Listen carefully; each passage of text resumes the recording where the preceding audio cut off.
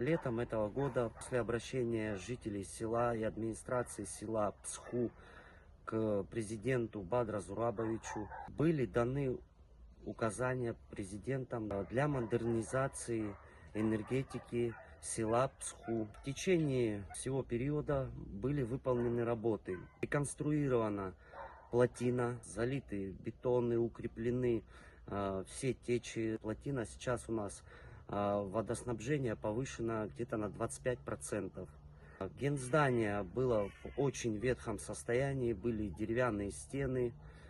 Произвели работу, заложили блоком, установили мостовой кран 5-тонный для ремонта генератора, турбин, залили подставку под генератор, установили генератор, обслужили его, запустили в сеть. На сегодняшний момент у нас 2 генератора. Высоковольтные столбы демонтируем старые, привозим материалы, собираем металлические опоры 10 киловольт и меняем их. Поменяно СИП низких линий, хутор Санчер, хутор Ригза.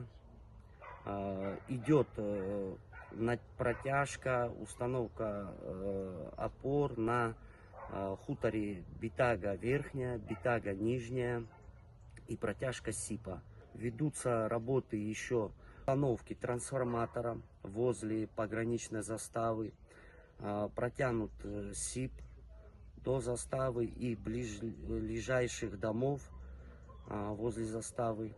Поставили новый трансформатор на хуторе Санчер 100 киловаттный.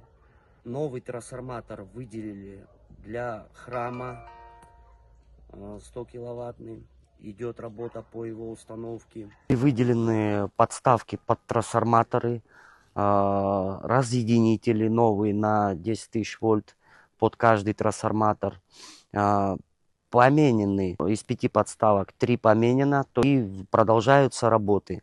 В связи с большой протяженностью и уже утильным состоянием проводов у нас абоненты получали 100 вольт. Когда заменили ветхие провода на СИП, к абонентам пришло нормальное стабильное напряжение. То есть с ГЭСа мы сегодня выдаем 220-225 вольт. И этим самым нагрузка уменьшается на генератор, меньше аварий, ну и соответственно у людей нормальный свет. Сейчас завезены материалы для зимнего периода, чтобы работники Псху ГЭСа, то есть дежурные машинисты и 2 монтера, этими силами в зимнее время будут вестись работы по протяжке СИПа и сборке высоковольтных столбов. Материал завезли для зимнего периода.